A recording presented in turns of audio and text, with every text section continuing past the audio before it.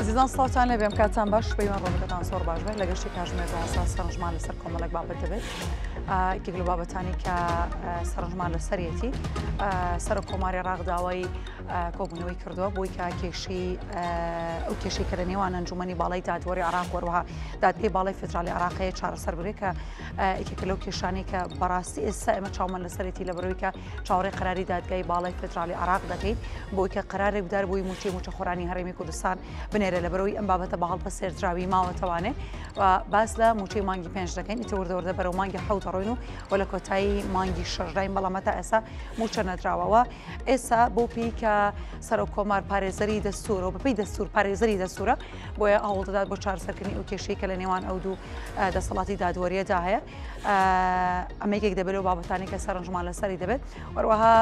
هێرشەکانی ئەمریکا بۆ سەر دامەزراوە تۆمەکانی ئێران لەسەر ئاستی جیهان کاردانی و دەی خۆی داهێناوە لە کاتژمێرەکانی یاخود لە بەیانی ئەمڕۆدا ئەو هێرشانی ئەنجام داوە ئەمە وای کردو لەسەر ئاستی جیهان قسەی لەسەر بکرێت و باسە مەترسیەکانی بکرێت و میوانمان دەبێت لەسەر ئەم بابەتە قسەی زیاتر دەکەین بۆی بزانین کە چی ڕوودا و چی بە دوایدا ڕوودەدات و ئەو پێشاتانی کە ئەگەری ڕوودانیان هەیە چینەوە سیناریۆکانی بەردەم ئەم جەنگە چینوە چی لەسەر مێزەکە هەیە بۆی کە گفتوگۆی لەسەر بکەین دەچینە ناونیشانەکان بۆی بزانین لەم گەشەدا سەرنجمان لەسەر چیتر دەبێت ناونیشانەکان ئەمانە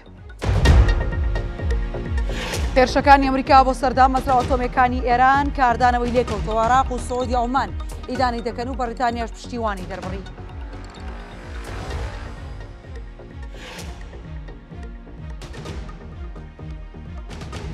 سەرچاوێکی باڵای ئێران دەڵێت پێش هێرشەکەی ئەمریکا یۆرانیومی بنکەی فۆردۆ بازراوەتەوە بۆ شوێنێکی سەلامەت میدیاکانش دەڵێن 3 ڕۆژ پێش هێرشەکە ژمارەیەک بار هەڵگر چوونەتە بنکەکەەوە جموجۆڵی نائاسایی هەبووە.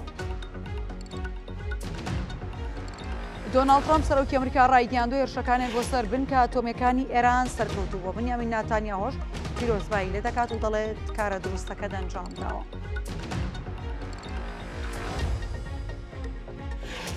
لە دوای هێرشەکەی ئەمریکا سوپای پازاران ئێران با موشکی بالسی هێرشی کردە سەر ئیسرائیل و وەزیری دەرەوەیە و وڵاتەش دەڵێت هێرشەکانی ئەمریکا بەبێ وەڵام و سزا تێناپەڕێت.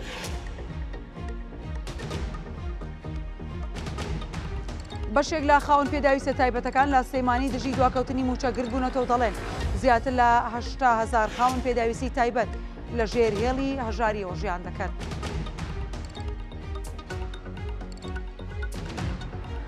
ژمارەیەک پزیشکی دانەمەزراو لە هەولێرگرتبوونەوە داوای دامەزراندن دەکەن دەڵێن ئەو بڕیاری حکومەت دەری کردووە ئەوان وەکو دەرچوانی کۆلێژە پزیشکیەکانی دەرەوەی وڵات ناکرێتەوە.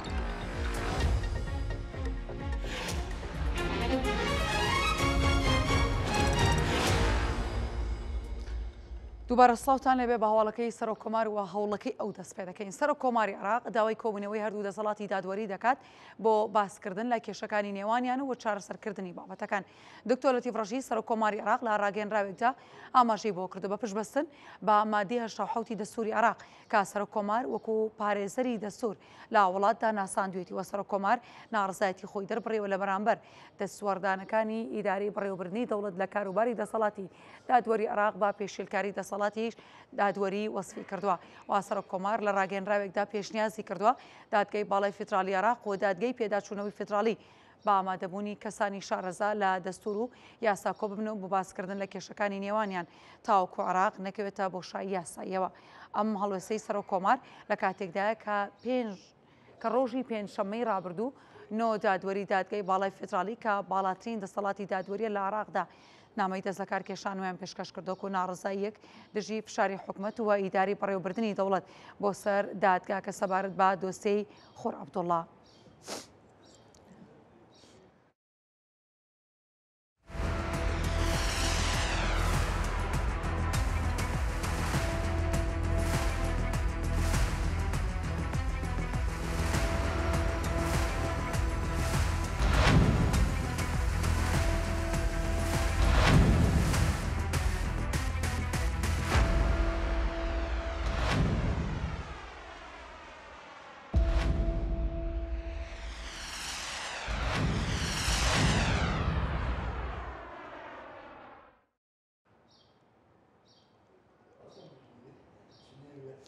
هێرشەکانی ئەمریکا بۆ سەردام مەزراوە ئەتۆمیەکانی ئێران کاردانی بە دوای خۆی داهێنە و وڵاتانی ناوچەکەی دانەی دەکەن و وا بەریتانیاش پشتگیری دەکات. باسم ئەوادی و تەبێژی حکوومەتی عراق ڕایگەاند بەغداد نیگەرانە و ئیدانەی هێرشنە سەر دامەزراوە ئەتۆمیەکانی ئێران دەکات و ئەو پێشاتەش هەڕەشێکی مەترسیدارە بۆ سەر ئاشتی و ئاسایشی ڕۆژهەڵاتی ناوەڕاست و سەقامگیری هەرێمی دەخاتە مەترسیەوە. هەروەها وەزارەتی دەروی سعودیا لە ڕاگەیەنراوێکدا داوای لە کۆمەڵی نێودوڵەتی کردووە هەوڵەکان زیاتر بکات بۆ دۆزینەوەی چارەسەرێکی سیاسی بۆ قەیرانی ئێران و پێشلکردنی سەروەری ئەو وڵاتەش ئیدانەی کردووە و هاوکات حکوومەتی عۆمان ئیدانی هێرشەکەی ئەمریکای کردو و داوای کردو بە پەلا یاخود ئاڵۆزەکان کەم بکرێتەوە هێرشەکەی ئەمریکاش با پێشلکردنی سەروەری ئێران ناو بردووە والا بەرامبەردا کەیش سەرمەر سەرۆکوەزیرانی بەریتانیا پشتگیری وڵاتەکەی بۆ هەوڵەکانی ڕێگریکردن لە بەرنامەی ئەتۆمی ئێران دوو پات کردوەوە ڕایگەاندووە بەرنامەی ئەتۆمی ئێران هەڕەشێکی مەترسیدارە بۆ سەر ئاسایشی نەودوڵەتی بۆیە نابێت ڕێگە بە تارا بدرێت پەری پێ بدات.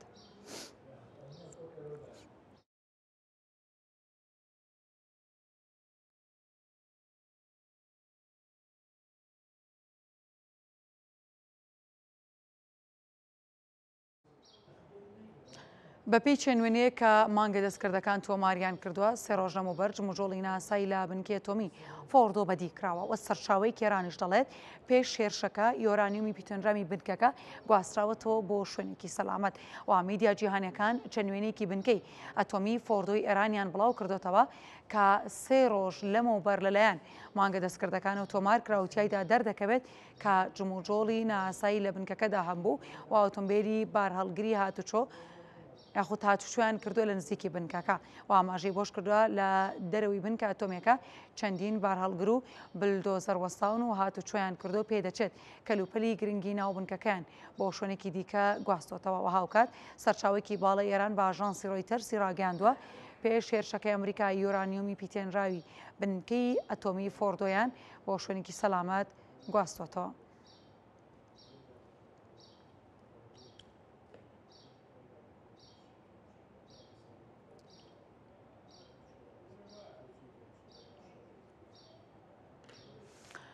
ئەمریکا بردومانی سێ بنکەی ئەتۆمی ئێرانی کردو ئێرانیش با موشکی بالستی هەرشی کرد لەسەر ئیسرائیل و بەربەیانی ئەمڕۆ ئەمریکا لە ڕێگەی بەکارهێنانی فڕۆکەی بۆمب هاوێژی B2 بۆمبی جۆری بنکەی بەستەری بەکارهێناوە و بنکە ئەتۆمیەکانی فۆردۆ و نەتەنز و ئەسفەهانی کردو تا مانج و سوپای ئەمریکا لە هێرشەکەیدا بۆمبی جۆری GBU 57 بەکارهێناوە کە کێشەکەی 13 تۆنە و توانای بڕینی 18 متر کۆنکرێت و 61 متر زەوی هەیە ئەو بەپێی زانیاریەکان بنکەی ئەتۆمی فۆردۆ 80 بۆ 90 متر قوڵە و تەنها بۆمبی بەنکەر بەستەری توانای لەناوبردننی هەیە و لە بەرامبەریشدا ئێران هێرشی موشکی کردوتە سەر ئیسرائیل و موشکێکی بالستی لە شاری حەیفاوە کەوتۆتە خوارە و بە بەپێی میدیاکانی ئیسرائیل 23 کەس بریندار بوون.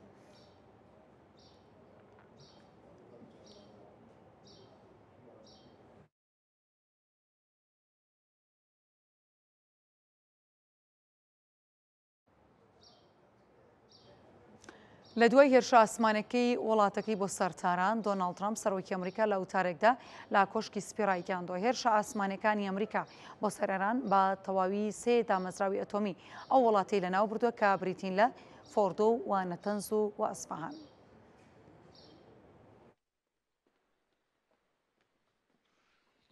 Thank you very much. A short time ago, the U.S. military carried out massive precision strikes on the three کەمێک پێش ئێستا فڕۆکە جەنگیەکانی ئەمریکا هەرشێکی سەرکەوتویان بۆ سێ دامەزراوەی سەرەکی ئەتۆمی ئێران ئەنجامدا کەوانیش فۆردۆ و ناتانز و ئیسفانیانن هەموو کەسێک ساڵانێکە ئەو ناوانە دەبیستێت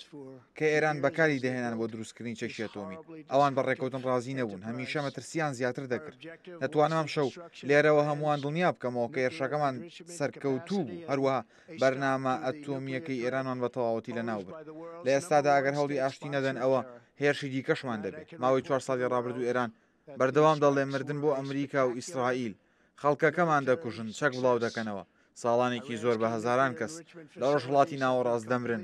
بۆ هی ئێرانەوە.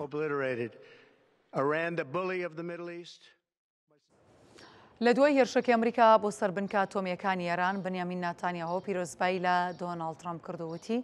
ترامپ کارە دروستەکەی ئەنجام دا وتیشی پێکەوە لەگەڵ دۆناڵد ترامپ مێژوو دەگۆڕین. Congratulations, President Trump. Your bold decision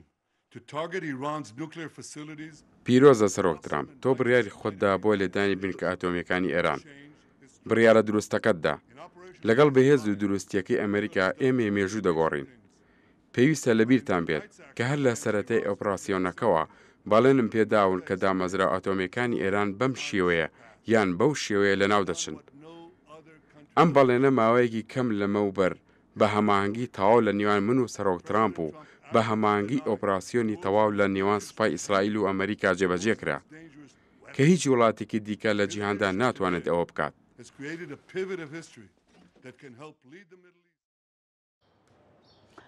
ڕێکخراوی وزەی ئەتۆمی ئێران ڕایگەاندووە لە دوای هێرشەکانی ئەمریکا بۆ سەر بنکە ئەتۆمیەکانی ئێران هیچ مەترسێک بۆ سەر تیشکدانەوەی ئەتۆمی نییە و ئاژانسی نەوتۆڵەتی وزەی ئەتۆمیش داوای کۆبوونەوەی بەپەڵە دەکات. ڕێکخراوی وزەی ئەتۆمی ئێران لە دوای هێرشەکەی ئەمریکا بۆ سەر بنکی ئەتۆمی فۆردۆ ڕایگەاندووە هیچ مەترسێکی تیشکدانەوە لە ئارادانیە کە هەڕەشەن لە دانیشتوانی ئێران و ڕێکخراوەکە ڕاشی گەاندووە دوای هێرشە تاوانکارێکی ئەمریکا بۆ سەر شوێنە ئەتۆمیەکان لە فۆردۆ و نەتەنز و ئەسفەهان کا پێشێلکردنی یاسا نێودوڵەتیەکانە دەست بەجێ تیمەکانیان تاقیکردنەوەی پێویستیان ئەنجام داوە بۆ ئەگەری دزەکردن و دروستبوونی تیشکدانەوە لە دەوروبەری شوێنە بامانجگیراوەکان وتیشی لە دوای لێکۆڵینەوەکە بۆیان دەرکەوتۆ هیچ مەترسێک نییە و هەڕەشە لە ژیانی دانیشتوانی ناوچەکە بکات.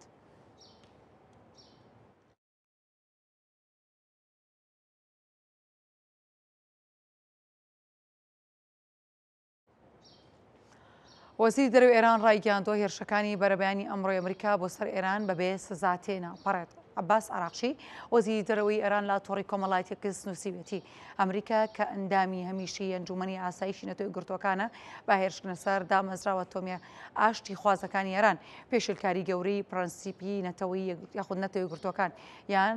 یاسا نێودوڵەتیەکانی کردەوە. ڕاشی گەاندووە هێرشەکانی بەرەبەیانی ئەمڕۆی ئەمریکا بەبێ سزا تێناپەڕێت واوتیشی پێویستە هەر ئەندامێکی نەتوێ گرتوەکان ئیدانی ئەو ڕەفتارە مەترسیدار و بێیاسا و تاوانکاریانی ئەمریکا بکات. وەزیری دەرەوەی ئێران ئاماژەی بۆش کردووە بەپێی یاساکانی نەتوێ گرتوەکان لە ئێستادا مافی ڕەوای ئێران خۆیەتی وەڵامی پێشێلکارەکان بدات و وتیشی ئێران هەموو بژاردەکانی بۆ بەرگریکردن لە سەروەری و بەرژەوەندی گەلی خۆی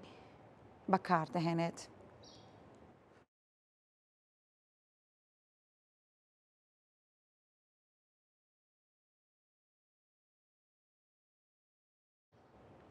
دوای هێرشەکەی ئەمریکا بۆ سەر بنکە ئەتۆمیەکان 5 سیناریۆ لە بەردەم ئێراندا هەیە بۆ وەڵامدانەوەی هێرشەکەی ئەمریکا. پێگەی NDTV ئەمریکی وڵاوی کردوتەوە 5 سیناریۆ لە بەردەم تاراندا بۆ وەڵامی هێرشەکەی ئەمریکادا بوونی هەیە. یەکێکیان بێدەنگ بوونە و دەتوانێت لە ڕێگەی دیبلۆماسی خۆت ڕێگەی دیبلۆماسی هەڵبژێرێت و سەر لە نوێ دانوستان لەگەڵ ئەمریکادا بکاتەوە. و سیناریۆی دووەم هێرشکردنە سەر بنکە ئەمریکیەکانە کە نزیکەی 20 بنکەی ئەمریکی لە خۆ دەگرێت لە ڕۆژهەڵاتی ناوەڕاست کە بەشێکیان لە عێراقن لەگەڵ ئەنجامدانی هێرشی بە کۆمەڵ بۆ سەرکەشتێ جەنگیەکانی هێزی دەریای ئەمریکا. و سیناریۆی سێمیش بریتە لە بێدەنگبوون لە ئێستادا و چاوەڕێ بکات تا گرچەکانی ئێستا کەم دەبنە و دواتر هێرشێکی لە ناکاو ئەنجام بدات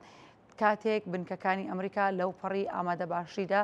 نەبن. و ئاماژەی بۆش کردووە چوارەم سینەرۆ پرچەکردنی حزبوڵاو و گروپە چەکدارەکانی عێراق و حوسیەکانە بۆ ئەوەی شەڕی بە وەکالەتی ئێران بکەن و پێنجەمین سیناریۆ دروستکردنی هاوپەیمانی تێ لەگەڵ رووسیا و چین دژی ئەمریکا.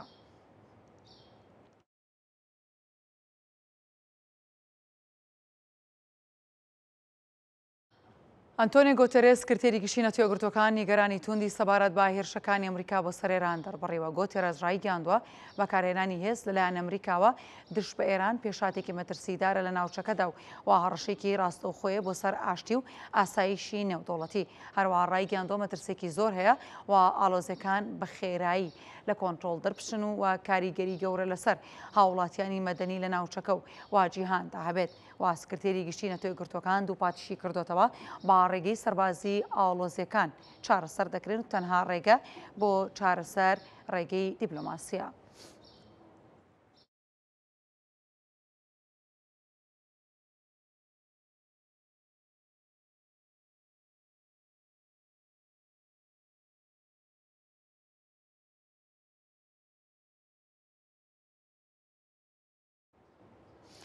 ئێران داوای کۆبوونەوەی باپەلی ئەنجومەنی ئاسایشی نێودوڵەتی دەکات لەبارەی هێرشەکانی ئەمریکا بۆ سەر دامەزراوە ئەتۆمیەکانی ئێران لە دوای هێرشەکانی ئەمریکا و نێردەی ئێران لا نەتوێگرتوەکان نامەیەکی ڕاستی ئەنجومەنی ئاسایشی نێودوڵەتی کردوتیایی داهاتووە بۆ پاراستنی ئاشتی و ئاسایشی نێودوڵەتی تاڕانداوە دەکات بە پەلە کۆبوونەوەیەکی ئەنجومەنەکە ڕێک بخرێت بە بێ دواکەوتن و تیایدا ئەیدانێ ئەو هێرشە نایاسایانە بکرێت کە ئەمریکا دژبا دامەزراوە ئەتۆمیەکانی ئێران ئەنجامی داوە وا داوا کراوە هەموو ڕێکارێکیش بگیرێتە بەر بۆ ئەوەی لێپرسینەوە لەگەڵ ئەنجامدەری ئەو تاوانە بکرێت بە بێ سزاش تێنەپەڕێت.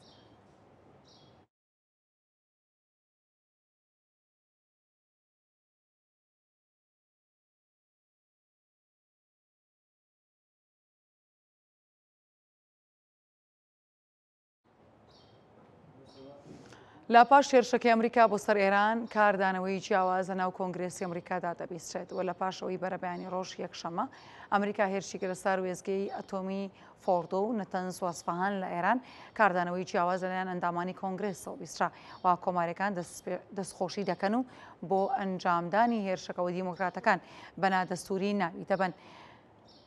چاک شومار سەرۆکی دیموکراتەکان لە ئەنجومەنی پیرانوتی نابێت ڕێگە بە هیچ سەرۆکێک بدرێت تاک لایەنە نەتەوەکەی بباتە ناو بابەتێکی مەترسیداری وەکو چەنگەوە و حەکیم جێفرێس سەرۆکی دیموکراتەکانیش لە ئەنجومەنی نوێنەران ڕایگەاندووە ترامپ نەتەوەکەی بەلاڕێدا بردو و دەربارەی نیاز و بەرنامەکانی شکستی هێناوە لە بەدەستهێنانی ڕەزامەندی کۆنگرێس بۆ بەکارهێنانی هێزی سەرباسی وەلا بەرامبەردا چەند سەرچاوەیەک لە پارتی کۆماریەکان و دووپاتی کردوتەوە کە خاوەندوو بەرزترین پۆستی کۆماریەکان لە کۆنگرێس پێش هێرشەکە ئاگادارکراونەتەوە و زانیاریان پێدراو لە کاتێکدا سەرۆکی پارتی دیموکراتەکان لە ئەنجومەنی پیران و سەرۆکی پارتی دیموکراتەکان لە ئەنجومەنی نوێنەران تەنها کەمێک پێش ڕاگەیەنراوی ڕسمی کۆشکی سپی ئاگادارکراونەتەوە کە هێرشەکە ئەنجام دراوە.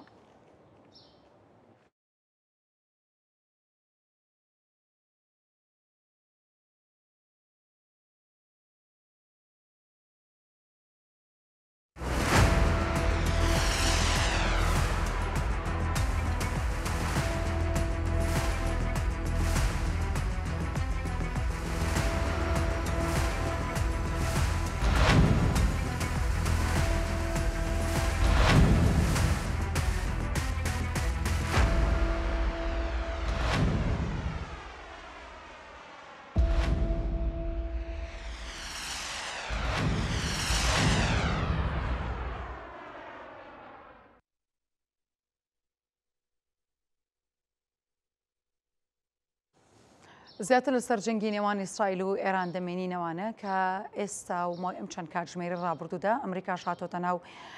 جەنگەکەوانی و بافڕۆکەی بیت و هەرێک لە بنکەی ئەتۆمی فۆردۆ و نەتەنز و ئەسفەهانی بۆردمان کرد و کردوێتە ئامانج لەگەڵ بەڕێز ئەحسان مەلافوات چاودێری سیاسی جەنابێ ڕاستەوخۆ لێرن قسەی زیاترەکەین زانیر زیاتر لە ئەو دەبیستین کاک ئەحسان زۆر بەخێر بێ. سپاس بۆ ئامادەبوونی جەنابێت. ئەوەی کە لی دەترسان یان ئەوەی کە چێکی مەترسی و زۆر قسەی لەسەر دەکرا بۆردمانکردنی دامەزراوە ئەتۆمیەکانی ئێران بە دیاریکراوی فۆردۆ زۆر جێگەی باز و بەڵام نەتەنز و ئەسفەهانی شەم شەوی ڕابردوو کراوە تامانجێ ماتوانین چۆن خوێندنەوە بۆ بکەین دەتوانین بڵێن تەواو بە شێوازێکی ڕاستەوخۆ ئەمریکا هاتوتە ناو جەنگەکەەوە. ئەوەی ڕاستی بێ ئەمریکا لە یەکەم ڕۆژی ئەم جەنگەوە کە ماوەی 10 ڕۆژ زیاترە دەستی پێ کردو ئەمریکا لە یەکەم ڕۆژەوە لە ناو جەنگکایە بەڵام ترەمپ سیاسەتی مەشغوڵکردنی ئێرانی بەکارهێناوە. ئەمریکا لە یەکەم ڕۆژەوە بە فڕۆکەی ئاسمانی بە هەمان شێوە بە سیستمی بەرگری ئەمریکی یارمەتیەکی سەرەکی ئیسرائیلی داوە نەک ئەوەی ئێستا بەڵکو چەندین ڕۆژە لە ناو شەڕەکایە بە گەرمی. باش ئەوەی کە لە چەند ڕۆژی ڕابردوو بیسمان دۆناڵد ترامپ وتی ئێمە دەرفەتی 2 هەفتە دەدەین بە ئێران لە بەرامبەردا ناتانیاوە سەر وەزیرانی ئیسرائیل وتی ئێمە 48 کاتژمێر دەدەین بە ئێران بەڵام کەمتر لە 48 کاتژمێرەکە هێرش کرا سەر ئێران بۆ جۆری کە بینیمان و باز باشە ئەمە بەبوورەویستم پرسیارەکەم تاواکەم بۆچی بە جۆرێک لە جۆرەکان دەردی کوردەواری لە بۆچی قسەی بنیامین ناتانیاهۆ چۆ پێش و بەڵام ئەو قەراری کە ترامپ داوی ئەوە جێبەجێ نەکرا. قەراری ترامپ نییە ترامپ کەسێکە سیاسێکی پۆپۆلیستە کە قسەیەکە قسەکەی ناباتە سەر بەڵکو مماتەڵە بە قسەکەیەکە ئەو سیاسەتەی ترامپ سیاسەتی وەکوتم مەشغوڵکردنی ئێران بوو ئەم شەو بینیمان کە لە ئەمریکا شەو بوو لای ئێمە شەو بوو لە ئەمریکا ڕۆژ بوو کە لە ئەمریکا کۆبوونەوە کرا ئەمنی قەومی ئەمریکا کۆبوو لەسەر ئەوەی کە چی قەرارێک بن بەڵام کاریگەری لۆبی ئیسرائیلی وەکو کاریگەری جوولەکە لە ئەمریکایە زۆر گەورەتر لەوەی کە ئێمە پێشبینیەکەین. سیاسەتی دەرەوەی ئەمریکا لەژێر تەسیری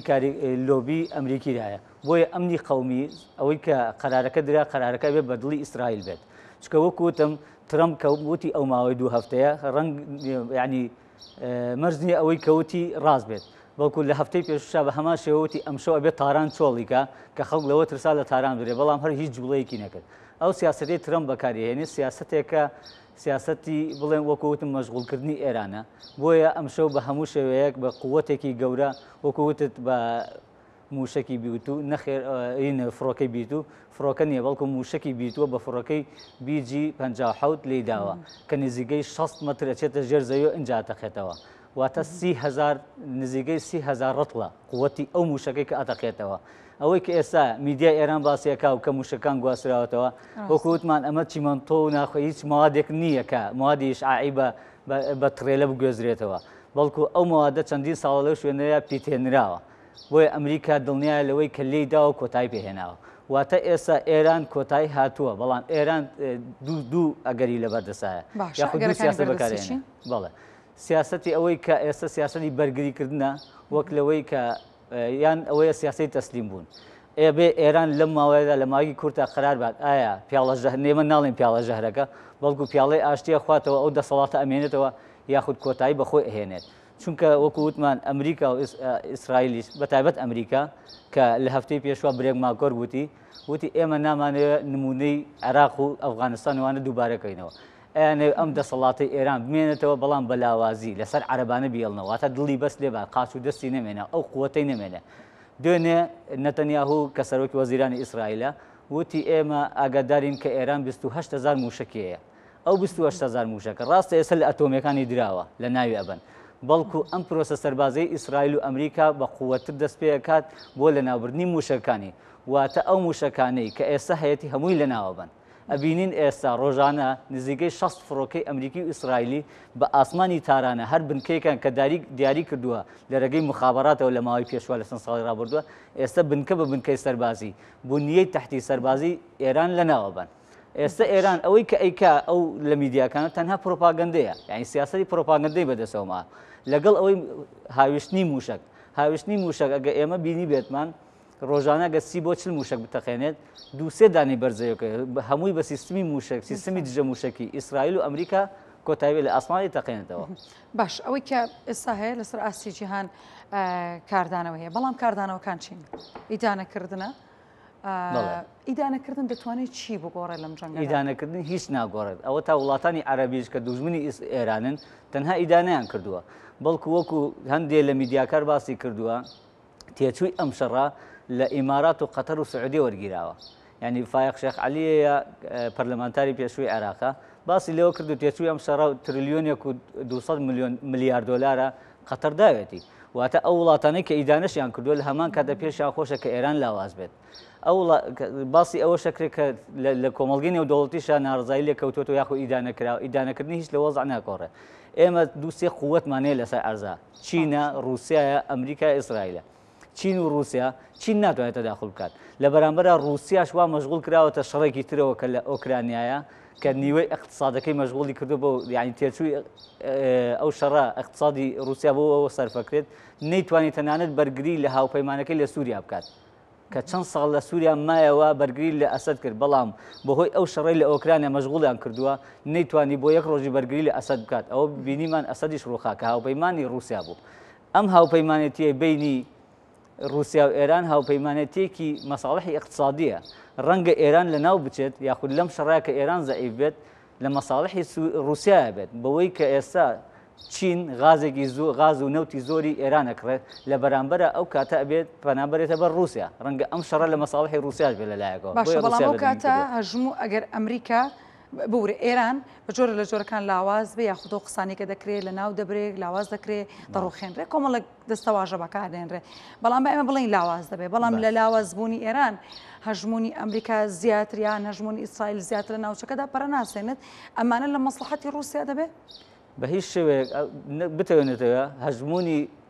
ئەمریکا و ئیسرائیل لە ڕۆژەڵاتی ناوڕاستە باڵادەستە، بمانەوە نێوانەوە ئێمە بینیمان لە دوای بەهاری عەرەبیەوە ئەو وڵاتانەی کە مەترسی بوون بۆ سەر ئیسرائیل هەمویان لاواز کران وەکو عێراق و سووریا و بەتایبەت لە 2003 کە عێراقیان لە ناوبرد اینجا هاتن لە ڕێگەی بەهاری عەرەبیەوە ئەو وڵاتانەی کە دەنگیان بەرزە کردەوە بەرامبەر بە ئیسرائیل یەک سەرۆکەکانیان لە ناو برد و وڵاتەکەشیان کۆتای پێهێنا سیستەمە دەسەڵاتداران ئەو وڵاتانیان کۆتای پێهێنا بە هەمان شێوە لە کۆتایە سووریا مابوو لەگەڵ ئێران و ئەوە تورکیایە ئێستا تورکیا هاواری لێ هەستاوە ئەبێ بە ئاشتیم کێشەی مەترسەکە تاکوێ لەسەر تورکیا بەڵێ مەترسەکە لەسەر تورکیاشە وەکەوەی کە بە هەموو شێوەیە کاتۆ ئێمە ئەڵێ ئێمە ئەبێ بە ڕێگەی ئاشتی کۆتایی بەم جەنگە بێنین بەڵام تورکیا لە خۆیە ترسێ چونکە ئیسرائیل تاکە وڵاتێک کە بمێنێتەوە لە داهاتووە بەرامبەر بە مەترسی بە بۆ ئیسرائیل تورکیایە تورکیا سوور ئەزانێت دەسە بێ بۆ ئەویش لە دوای جەنگی ئەمەی کە ئێران ئەگەر کۆتای بێت باش ناتانێ هەڵێ من و ترەم مێژووە گۆڕین واتە چۆن مێژووە گۆڕن مێژووە گۆڕن ئەوەی کە لای ئەوان لە ڕۆژەڵاتی ناوڕاستە هێزێکە بوو سوپەر هێز هەبوو کە ئێران بوو ئێرانە لە ناو بردووە واتە ئەو دێوەزمەی کە بەرامبەر ئیسرائیل کرد بوو کە ئیسرائیل لە منتیقەکە مەترسی بۆ ئیسرائیل لە ناویان برد من زۆر جاوتومە لە جۆرج دەبلیو بوش کە لە 11 سپتەمبەر ڕوویدا مێژووی پێش ئەم 11 سپتەمبەر و مێژووی دوای 11 سپتەمبەر ئەم دوو جۆر مێژوومانەیە مێژووی دوای ئێران و مێژووی پێش ڕوخانی ئێران واتە ئەم بۆی ئەڵێ مێژوو سەردەمی ئەم 40 ساڵەی حکومڕانی کۆماری ئیسلامی ئێران سەردەمێکی جیاواز بۆ لە ناوچەکەیە دەستی هاوشتووە بۆ زۆر وڵات تەداخلی زۆر وڵاتی کردووە بۆیە کە ئێستا کۆتای بێن بۆ ئەڵێ مێژووی دوای کۆتای هاتنی ئێران ئەوەیە قەزەکە باس لەوەکە کە مێژووە بۆ کاگەستان عەباس عراقچی وەزیری دەرەوەی ئێران قسە ئاکات لە ئەستەمبوڵ با بیبینیم زانین تارەکەی چییە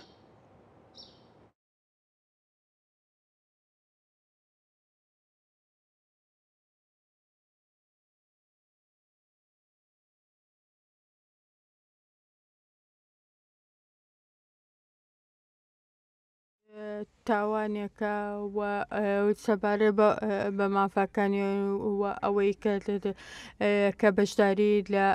لە کارەکانی ئیسرائیلە دەدەوە ئەم هەرشانی ئەمریکا ئەشتێکە دەکاتە مەترسیەوە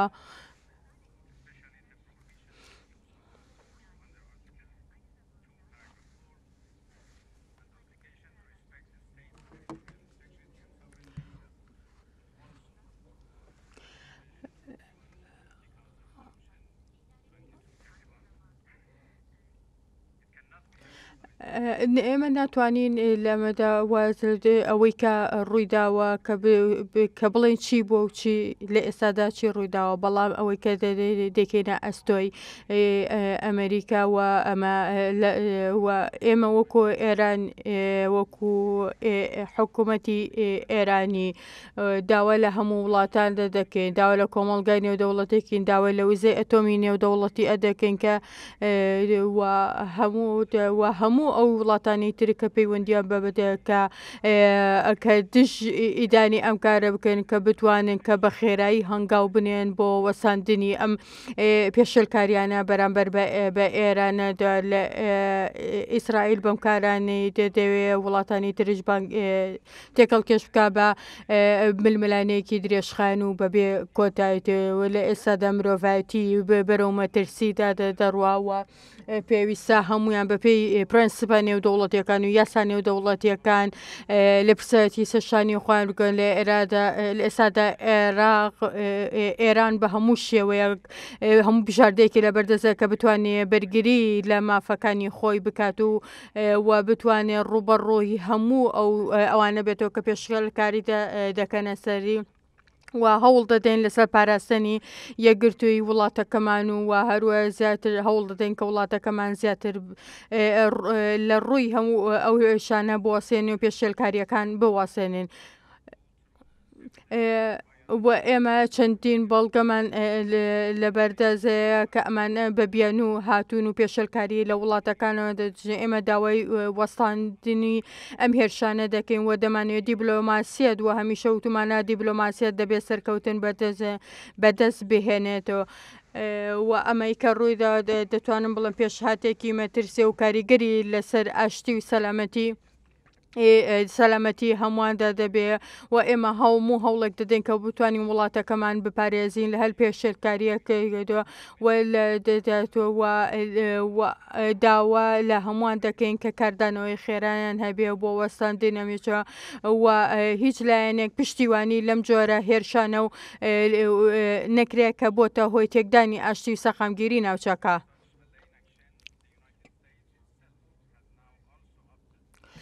لە ئێستادا کە ئەمریکاش خۆی بەشداری لەم هێرشا دەکردووە و هێرشەکەی بۆ سەر ئێران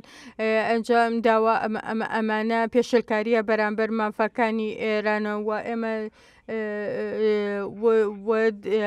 داوا لە ئەمریکاش دەکەین کە خۆیان ئەنجامی ئەم کارەیان قوبولکەن و ئێمەش هەموو مافێکی ئەومان هەیە کە بەرگری لە خۆمان بکەین بۆیە لە ئێستادا بە پێی یاسا نێودەوڵەتەکان و پرەنسپەکان و هەموو بڕگەکانی نێوانە ئێمە دەبێ وەڵامدانەوەمان بۆ هێرشانە نەبێت و چەندین بژاردەی لە بەردەستادایە کە بتوانێت ئاشتی سەقامگیری و خۆی بپارێزێ. من زۆر سپاسی هەموو لایەکتان دەکەم. لە ئێستادا دەتوانین پرسیارەکاندان وەربگرین.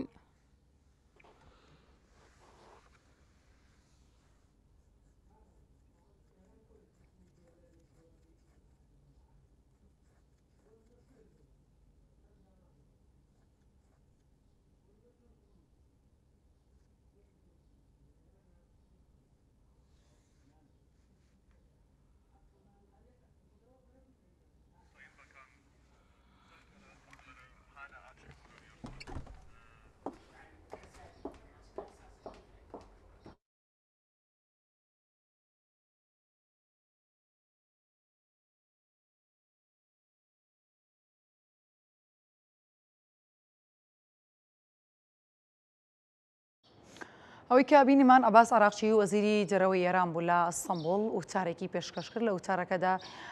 باسی کرد ئەو هێرشەی کە کراوەتە سەر ناوەندە ئاتۆمیەکانی ئێران کارێکی نامرۆڤانە بۆ مەترسی بۆ سەر ئاسایشی جیهان و هەروەها بۆ سەر مرۆڤایەتی دروست دەکات و هاوکات لەگەڵەوەدا باسی کردوتی ئێمە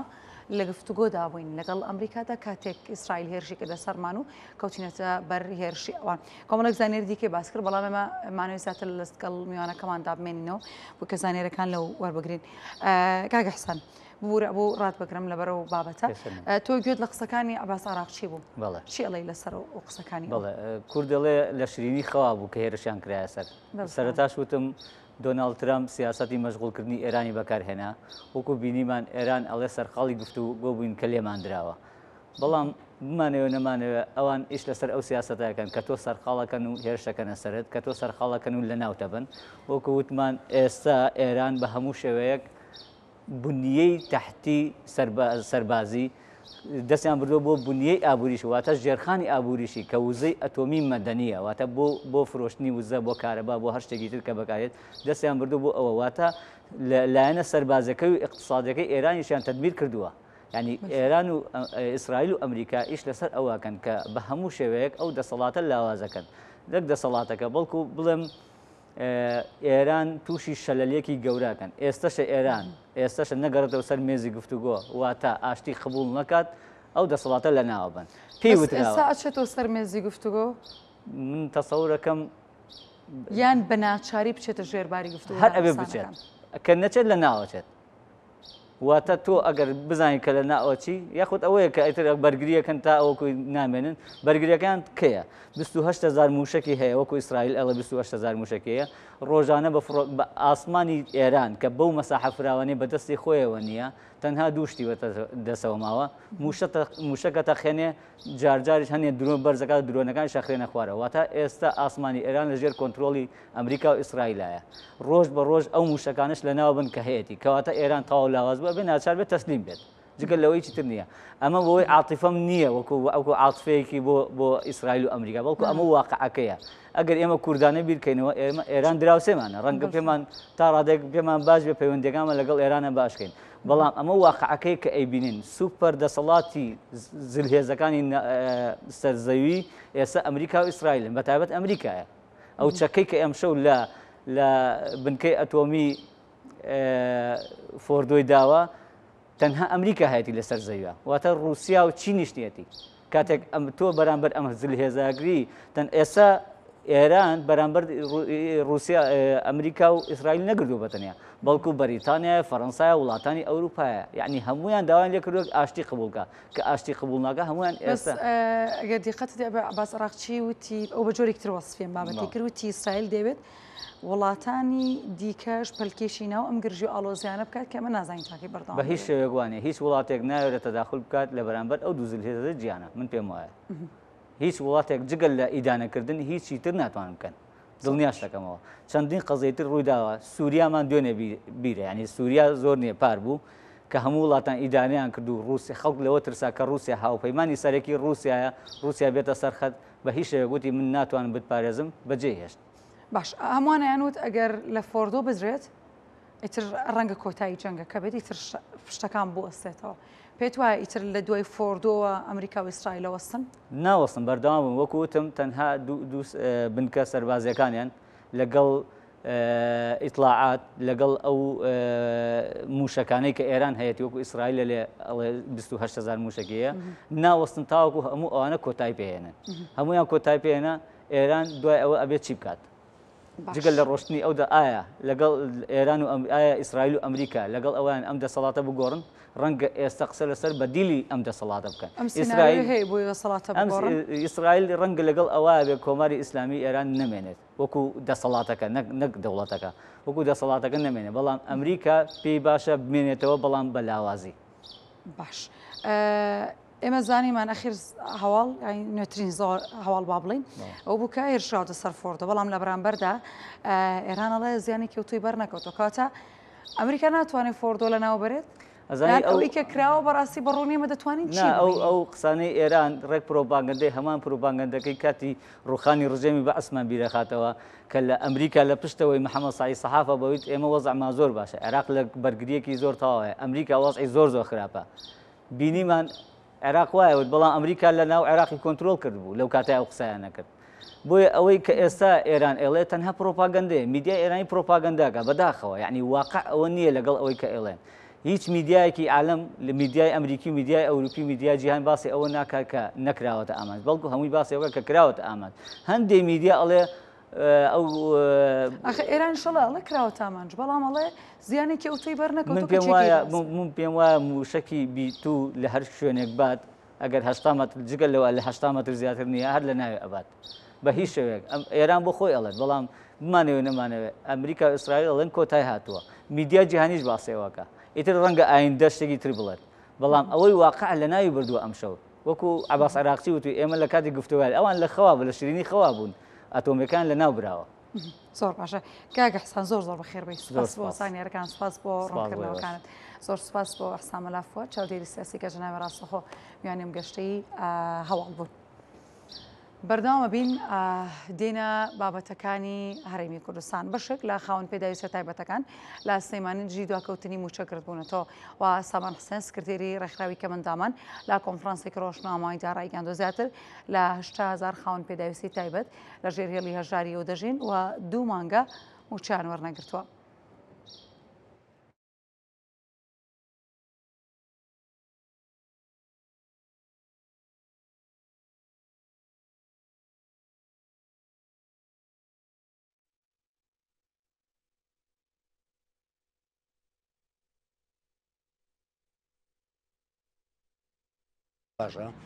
وە خاوەن پێداویستێکی تایبەت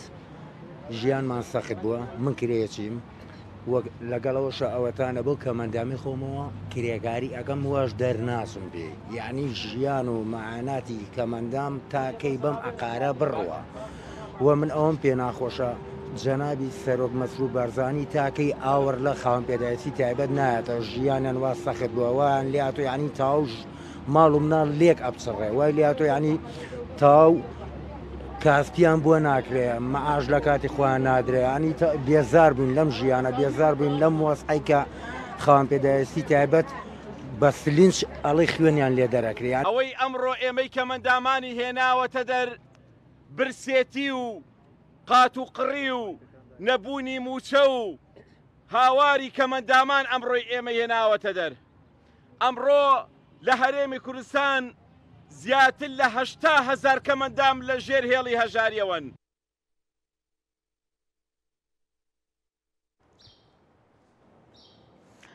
ژمارەی پزیشکی دانەمەزرا و لە هەولێرگربوونەوە و داوای دامەزراندن دەکەن. بەشێک لەو پزیشکانە باکوورسات نیوسیا ڕاگەیاندۆ ژمارە نزیکی 40 پزیشکە و لەبەر ئەوەی لە دەرەوەی وڵات بڕوانامەکەیان بەدەستهێناوە حکوومەتی هەرێمی کوردستان فەرمانی دامەزراندنی بۆ ئەوان دەرنەکردووە سەرڕای ئەوەی بەڵێنیان پێداوە دابمەزرێن. یاسا بەپی قانون تعلیشادەمان کردو بۆ پێی یاسا و قانون هەمان مافی دەرچێکی ناوخۆ لە هەرێم و لە عێراقمانەیە. ئێستا هەستاون بە جاکردنەوەی ناوەکانی ئێمە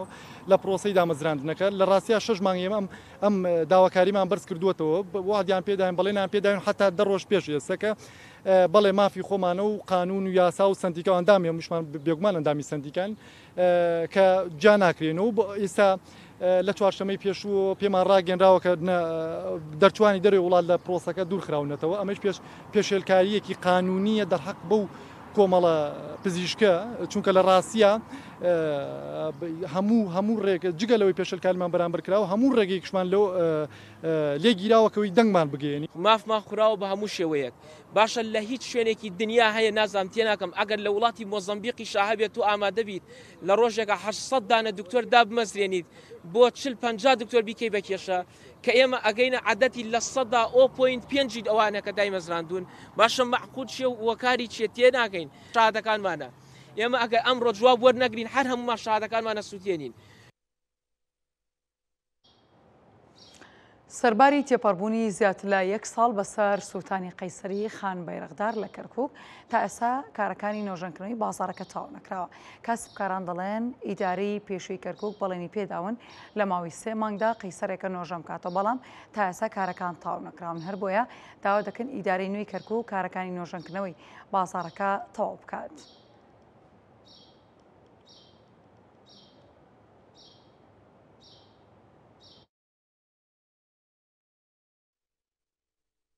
لە ماوەی ساڵی زیاترم دوکانانە ماستاوە بێ ئیش و بێکار دانیشتوینە زەرێرێ زۆرمان کردووە بەڕاستی بەس بیدایەتی هاتیم پرسیاریان لێمان کرد زۆر هاتن و ڕۆیشتن بەس لە دوایەوە هەتا ئێستا کەس پرسیاری لێمان نەکردووە نەبووە قەرەبوو نەبوو تعمیرکردن ئەوەیشی تعمیر کراوە هەوڵێکمان داوە لە کرێ دوکانەکان ئەم سپیکاریان نەیەکرا بەڵام ئێستا ئیشێ زۆری نەماوە ئەمانەیە بە زووترین کات دەستکەنە چاکردنی کاشی و کاربانمان بۆ بکەن بۆی بتوانین بێنەوە سەر ئیشوکاری خۆمان. مەوان نزیکی ساڵ زیاترە ساڵ و مانگێکە تقریبان ئەم شوێنە سوتاوە بەڕاستی یعنی هەمومان بێکار و کاسبین لە ماوەی ئەم ساڵ و مانگەیە هەمومان کار و کاسبێکەمان لەم شوێنەیە بۆ ئەم شوێنش ئەو حاڵەکەیەتی کە لە خۆتانەی بینن یعنی بەشێ لە نوێژەنکردنەوەکەی کراوە بەڵام بەشێ زۆری ماوە بەڕاستی داواکارین لە کاک ڕێبوار یعنی جێدەستی دیارە لە شارەکە ئەبینین هەر لە پرد و بابلین جادە و بان نوێژەنکردنەوە جێدەستی دیارە لە شارەکە ئێمەش خەڵکی ئەم شارین خەڵکی ڕەسەنی ئەم شارین جێی کاسبیمان بەڕاستی ئاوە فەوتاوە داواکارین لە پارێزگار کاک ڕێبوار بێتە دەم داواکاریەکەمانەوە.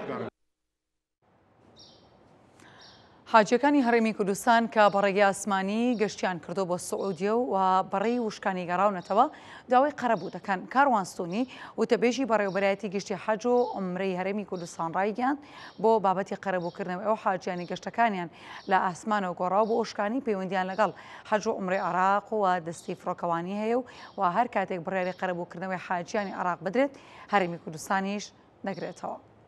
هەر کاتێک ئەو حاجانێک کە لە عێراقی کە ژمارەیان 120,000 بووە کە دوێنێ ژماری حاجانی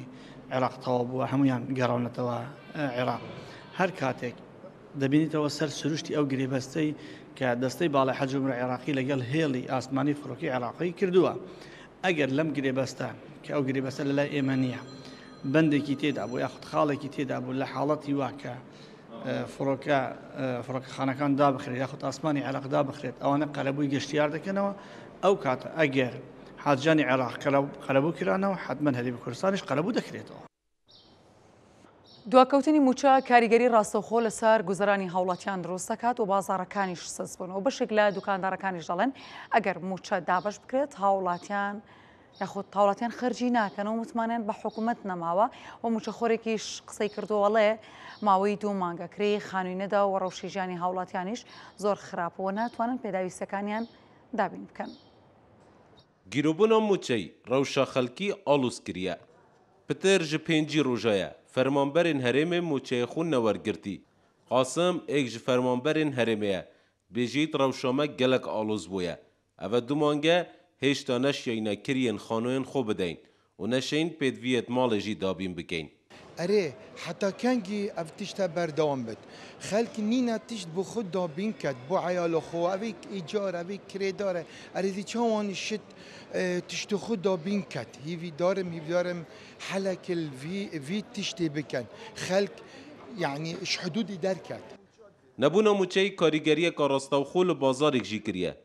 دکاندارێک ژی دەتە دیارکردن. ئێدی خەڵکی باوەری بە حکوومەتێ ژی نەمایە. اگر بجش مروفه و دیاره هوا قبل ساعتی که نیبره اگر بجن وقتی شولیه سیکا خالیه و بطاله کسی بیانی سیکی دانیش بلیم دکان داره هره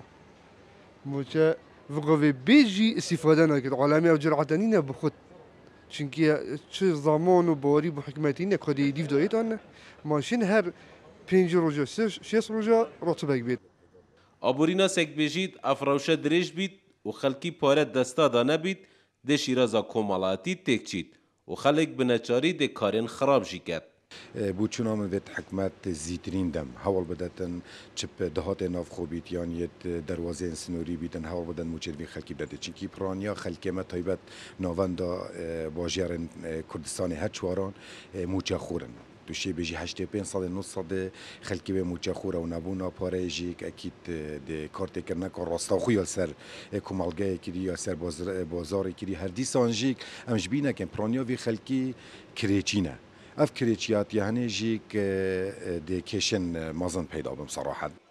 ده دمکی ده حکومت هرم کردستان بری چندین ماه را گهاند بو آریشا موچی به اگجاری چاره سر بویه و دگل بغدا گهشتین ریکفتنه لی هشتا خلک هرمه جنابونا موچی دنالید. نهاتنا موچی دم خدا نبتنه کاریگری لسر موچه خوران کریه بلکو لسر همی تخو چین جواکی لهرما کردستان کریه. هر وکو دیار اوه بازار دهوکیه اجبلی کتکا کیما گشتیاران کس لبازارینین و بازارینا کن. دکاندارن بازار دهوکی جی بوینا قربانی نهاتنا موچی. هوار علی کردسات نیوز دهوک بەردامی جەنگی ئیسرائیل و ئێران و کاریگەری ئەم جەنگە لەسەر دەرونی هاوڵاتیان ئەم دوو بابەتە باس دەکەین کە هەردووکیان هاوکێشێکن پێکەوە بەسراون لەسەری کاتژمێردا دەگەڕێنەوە.